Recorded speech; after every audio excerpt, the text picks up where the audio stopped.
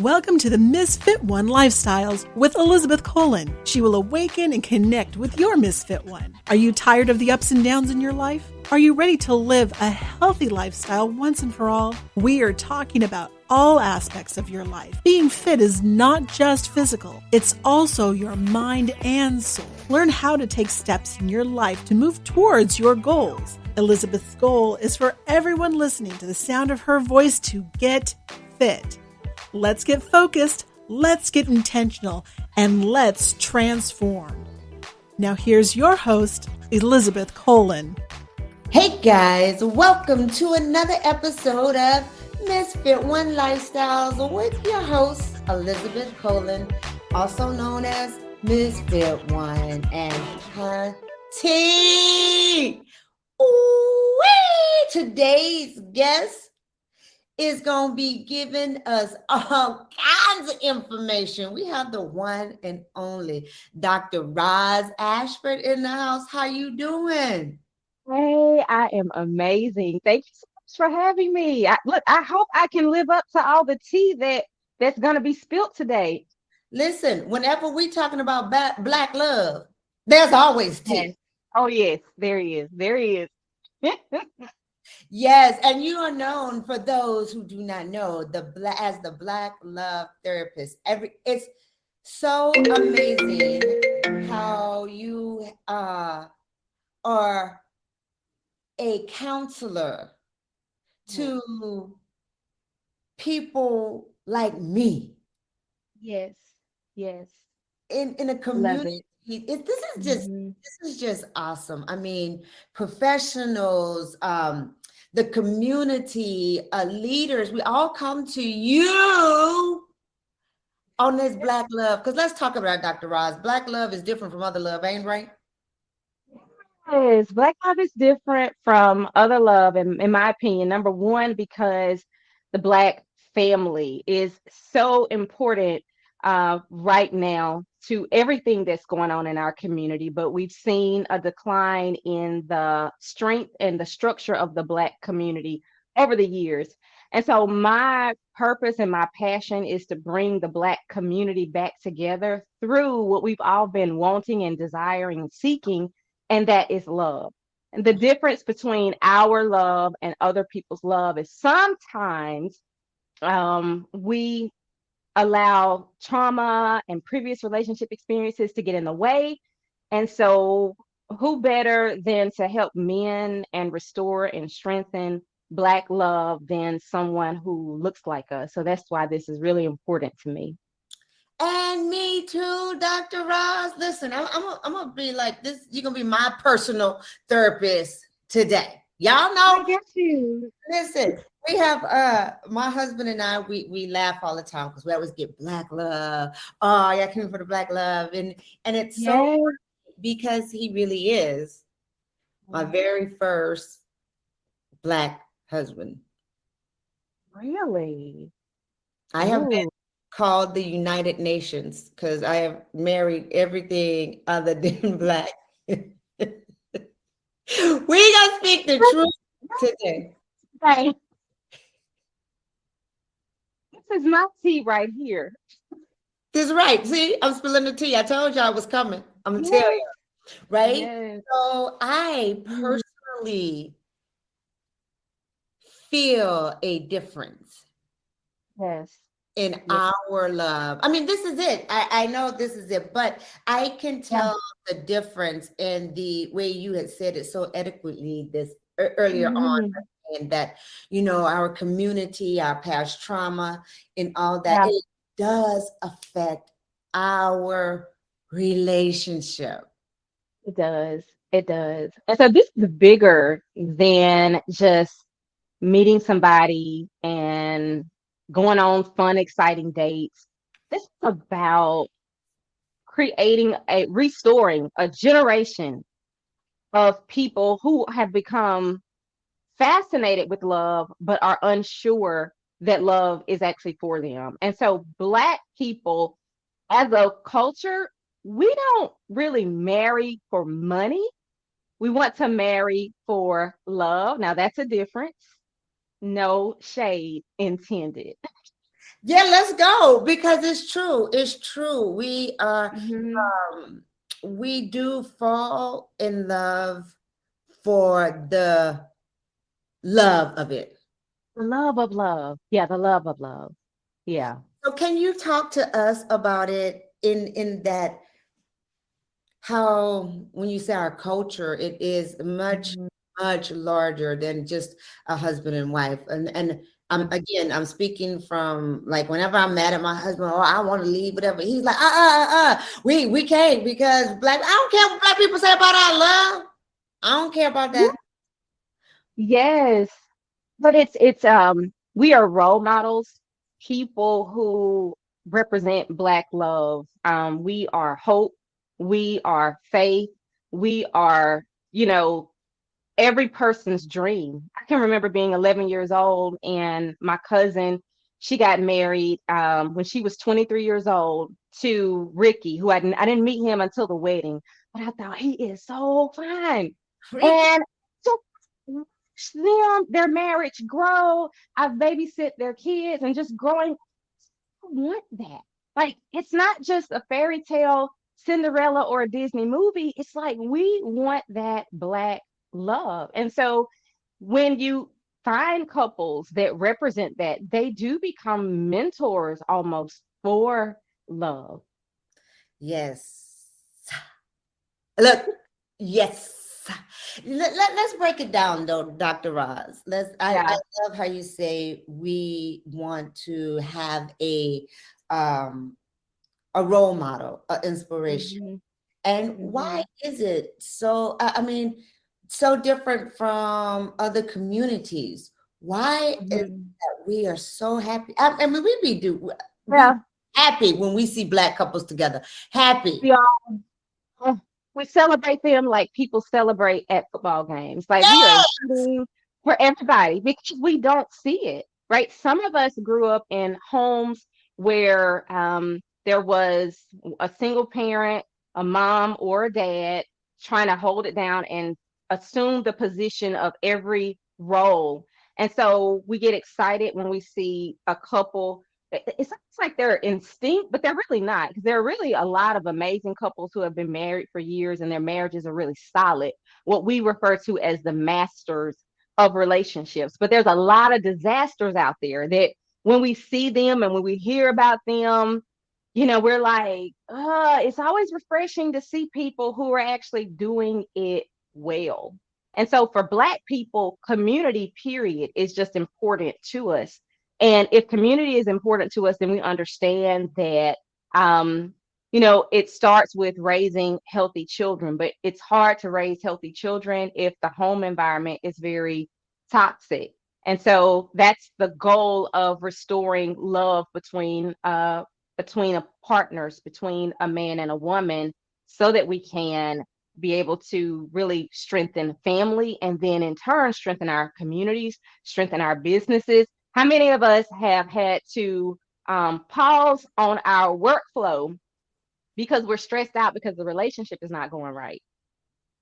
Girl, let me tell you.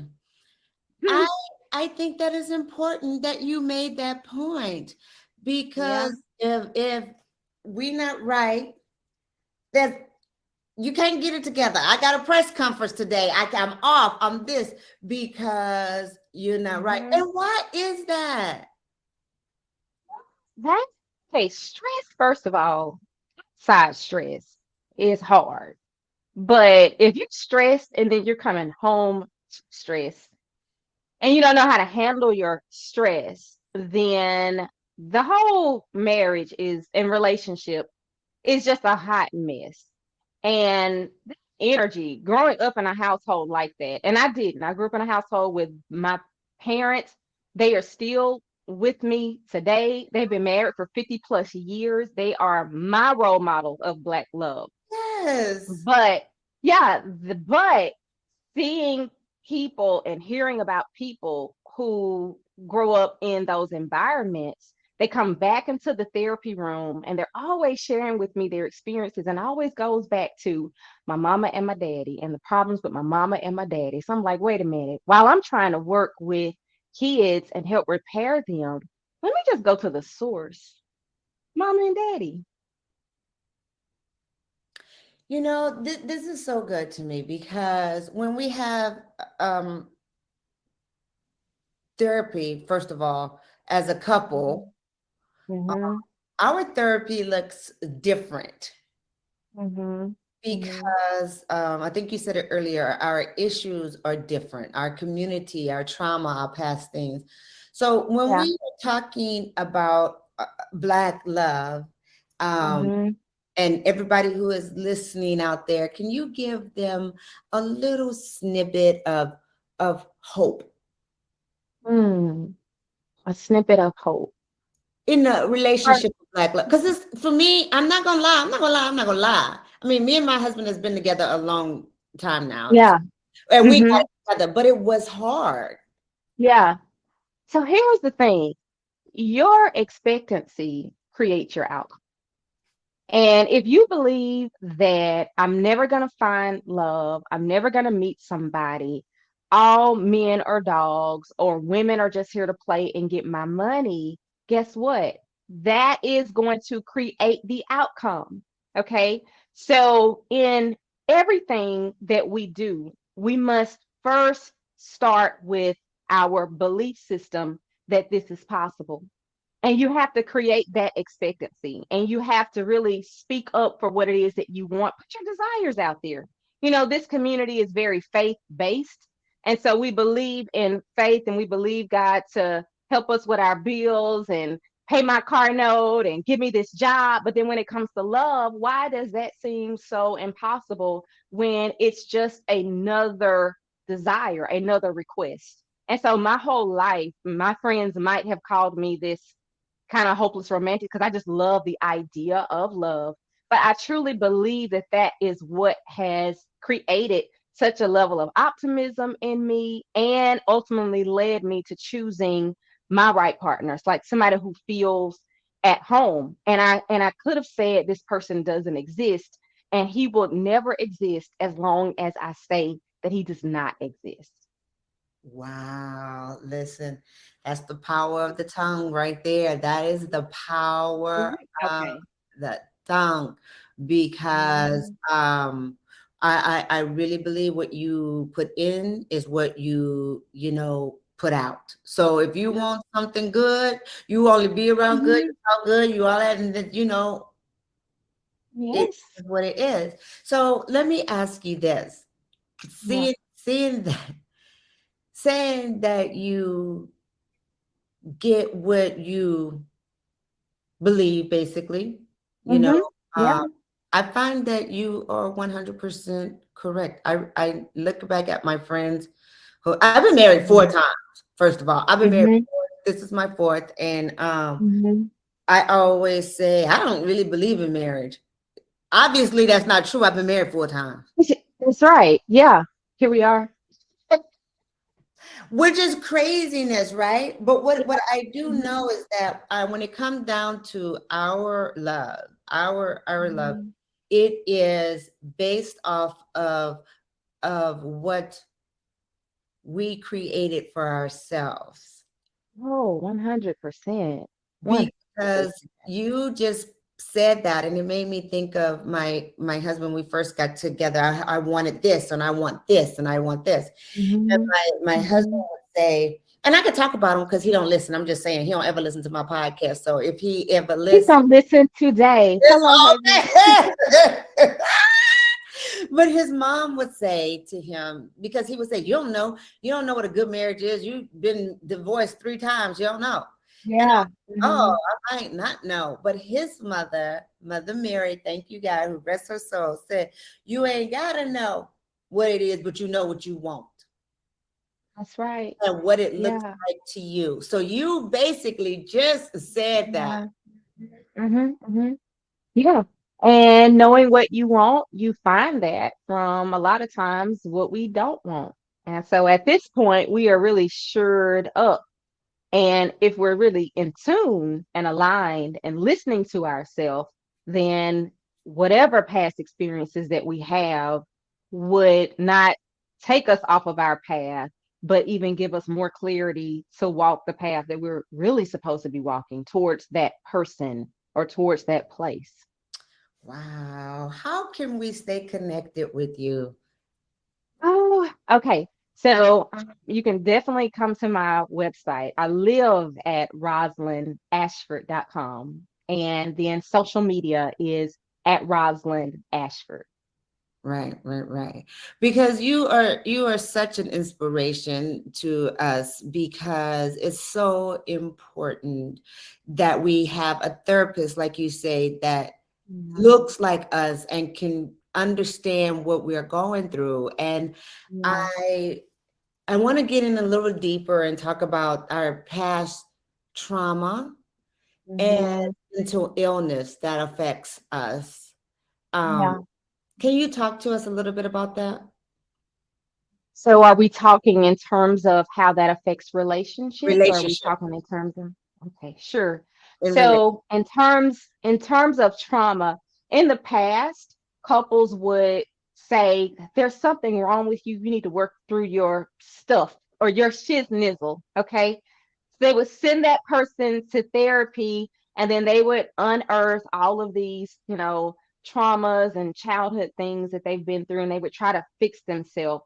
And so my philosophy, and I have been trained in what we call Gottman method couples therapy, is that everything that we do, everything your relationship goes through, just like the Black community, we have been through civil rights movement, we've been through segregation, we're still going through things right now, right? We find that we are stronger when the community comes together. And I love that philosophy, how it is married in a sense to what Gottman does, which is you can treat your trauma within couples counseling. And you can treat your depression and your anxiety within couples counseling, because then we're both learning at the same time, which means we're both growing at the same time. We're learning how to deal with each other's trauma. And so people come in session a lot of times, with growing up in households where mom was extremely busy. And this is not a blame on mom, but if you're growing up in a single parent household and you're trying to get to work, sometimes things may happen. Yeah. So now here we are with a grown woman who has sexual trauma. And her husband does not know why she does not want to be touched or does not want to be touched in this way. And so couples therapy is that kind of that intersection, the place where they both meet, where they can really express in a very vulnerable, emotion focused way what I need from you. What do I need from you? Not what can you give to me, or what can I give to you, or how can we communicate better? But it's really using what we've been through to say, hey, I love what you said, Elizabeth, about we get to create it our own way. We get to make our relationship what we want to make it. So in couples counseling, we're learning how to use this trauma to propel our relationship and to create a level of intimacy that we may not have otherwise known. Because this trauma creates a lot of shame, right? We feel fear, we feel guilty, we feel sometimes dirty or nasty. And so when you find someone that you love, because you want to hold on to them, you don't want to reveal to them the nasty stuff that you've been through. Right. And that's what I love about the work that I do, is that we give you that safe space. And I have women crying, I have men crying because they're able to say for the first time, even men, that I actually do, I actually do want to hold you. I actually want you to hold me. I Mm. just haven't known how to say it. And that's what's beautiful about this. Ah, so deep. I love it. I love it. I love it. Yeah. Oh, you guys, this right here is so important for your soul because Mm-hmm. when we are broken and it's hard to find love when you yourself is broken. I talk It about is. that all the time. And Mm-hmm. a lot of time, because, my whole thing is about wellness, right? Mm-hmm. That's our Mm-hmm. mental wellness as well. It's all about our well-being. And my Absolutely. whole platform is to live fit, focus plus intentional equals transformation. Oh, And yeah. I, Yes. oh God, listen, but I love it where you say that because that's basically when you as a couple, girl, it gave me chills when you said that. As a couple come in and focus on those issues, Mm-hmm. you work with them in a safe place to move with that intention. Wow, Mm-hmm. that would Mm-hmm. be major transformation Yes, in your absolutely. relationship. Yeah. Because, and they didn't know at first that they could actually do it together.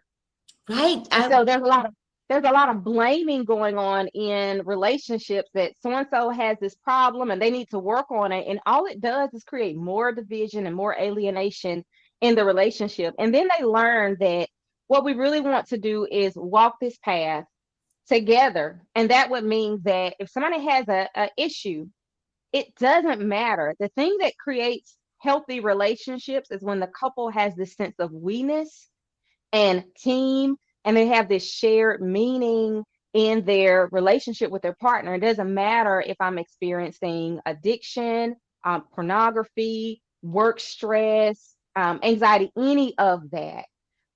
How are we going to carry this together? That's awesome. That's awesome. Yeah. So when you, because it's hard, it is very difficult to get your Mhm. spouse to go to counseling. Have you found that? Oh Have, yeah. Oh yeah. Yeah. can you help us with that, Um, Ra? Yeah, and so for all the women that are listening, I will say this. It is okay if you have to drag your husband or your partner kicking and screaming in to do the couple's work because we find that the women they're the ones who really initiate therapy Yeah. because we're the ones that have the most complaints. You know, men, listen, feed me, Sex me. text me, let me get some sleep, don't nag me. And so women, we are the ones that bring the complaints to the forefront. So it's no wonder that you're going to be the one to initiate counseling. It doesn't mean that he doesn't want to see things improve, but the way that the men's physiological makeup is different from ours. They are trained that whenever there is a conflict, they're in more so survival mode, and that all that emotional stuff, though they are emotional as well, they shut down. They were taught that way. They were taught that way. Our bodies are made up in that way to shut down because men are more typically more solution focused than women who are more emotion focused. And with all the stigma that I was talking to my son the other day, and as a kid, but I'm like, dude, where'd you come from? He's so smart. He's 14 years old, and I can remember when he was a kid. Um, I was one of those parents that I would say, listen, you can stop crying, not because he was a boy, but it's like you can stop crying because you can't cry for everything. Every time he got in trouble, all of that. And so then now here he is at 14, and I noticed he hasn't cried in years. Like I will see him, he'll shed a tear, but it's not that baby crying. And he's like, Mom, he was like, if y'all see men crying, then y'all will just think something is wrong with us and y'all will laugh at us and all of that. So this is now what they are learning, these stigmas that we can't cry, we can't be emotional, but it's still there. So where does it go? It goes inward, and then it gets compartmentalized, and then they don't think about it, and we think they don't care, but they really do. Yeah, it You're just shows. having to tune Yeah, it out. they They're show tuning it out. anger a lot. They shows their Anger. anger. Yeah. And Yeah. then that's so funny because my daughter, when she was little, she was Hmm. probably like 5, and she kept Yeah. crying, crying. And I'm more like a dude. Like I'm like, whatever. So I said, stop that. First I was trying to let her, Yeah. okay, yeah, you okay. You Hmm. all right, let her. Yeah. She kept crying. I'm like, all right, enough. And so Yeah. she was crying, and I'm like, oh my God, you crying like a little girl. And she stopped crying and looked at me and said, I am a little girl. And then I was like, okay, well, you don't got to act like one. You know, it was so funny. We laughed so hard, but then I look at what I'm teaching her. Like it's not Yeah. feelings. It's not But okay. Yeah. I learned that myself, right? So Mhm. it's so important that you are saying all of this. And I love the fact that you said that we can drag our husbands. Free, free, free. Husbands are not going to initiate therapy unless they believe that they're at risk of losing this woman that he really does deeply love. That's when men call me, and I always know, oh, this has gotten real deep now. This is real for Because she said, I bet she said, you call him. If you want therapy, real. you call him. Yeah, because he probably hadn't been initiating anything in so long. Now, I'm not trying to, anything here, but he hasn't initiated anything and she is tired. So she's like, you call her. And we And all then know they call those me. women. We all know those women. Like, I ain't doing nothing else. If you want to do it, you do it. You do it. Yeah. Yes. Mm-hmm. Now, you Yeah. know that you take care of so many relationships and so many, basically the community, because through each relationship, right, you are strengthening our community. And we thank you for that. I thank you from the bottom of my heart.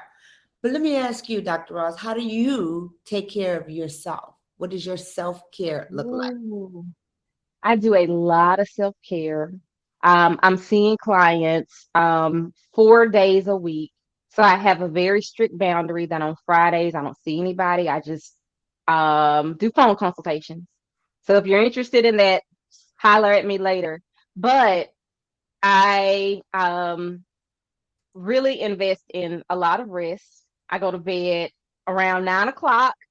I wake up very early. I would say I meditate and I pray, but sometimes I don't always get that in. Exercise is a must for me. I do a lot of talking to God.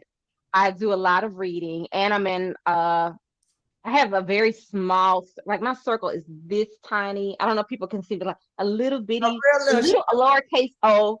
Yeah, because being an empath, I really have to protect my energy.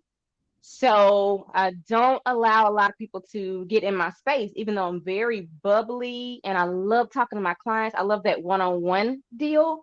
And then after I get off with them, I have to keep this, how do you say, compassionate distance between what they're going through and who I am, and understanding that I am here to help, but not to necessarily absorb it. So it's a lot of things. I'm in this group called Abundance Inner Circle. And it's just a small group of women we are entrepreneurs, and and I went into the group and they were very ambitious about, we're going to do this and we're going to make $1 million. We're going to make this happen.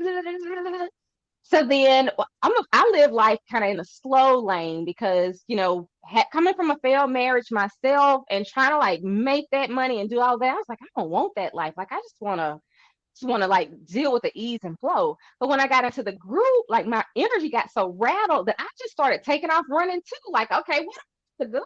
right. And then one day, you know what? Do not have to run for this. And so I shared with them, it feels uncomfortable to be running. So I put my goals in place and I just decide, I believe, I expect, I detach myself from the outcome and I just get things done. And now the group is just like, oh my God, you gave us permission to rest and relax and still be able to be successful. I love it. I talk about that. That's in my course, Creating Healthy Habits. We do that all the time. That is exactly what I talk about. It's like we Mhm. are not in this world for a hustle, that we are killing ourselves No. so fast. But we trust the process and do it, and the Yeah, process will pay off every time. Thank you so much, Dr. absolutely. Ross. I really, really appreciate you coming in. Tell us again how we can connect with you. This is so much fun. I really appreciate just you having me on here and being able to connect with you in such a way and share my passion for Black love and Black families. And You can connect with me, guys, on my website, rosalindashford.com. Everything is there. My social media. I have a blog, and we have a new community too that I'm so excited. That's just for Black love and relationships, where we're bringing people together, singles and couples, to change the world through the way that we love. So I'm really excited about that. That's blackloveelevated.com. Well, you heard it here first, y'all. Y'all heard it here first. I'm so grateful, and thank you so much for coming on. And guys, until next week, live fit. I hope you enjoyed this episode of Misfit One Lifestyles. Listen, when you are fed up and sick and tired of living this stifled, overwhelmed, and overstressed life, and you're ready to live the fullest, richest, and healthiest life by gaining more confidence, more energy, and more clarity, living in your best self, you know what to do, right? Go ahead, go to my website, misfit1.com. Sign up for our online courses, Creating Healthy Habit, so that you too can live fit, focus, move with intention, and transform your life.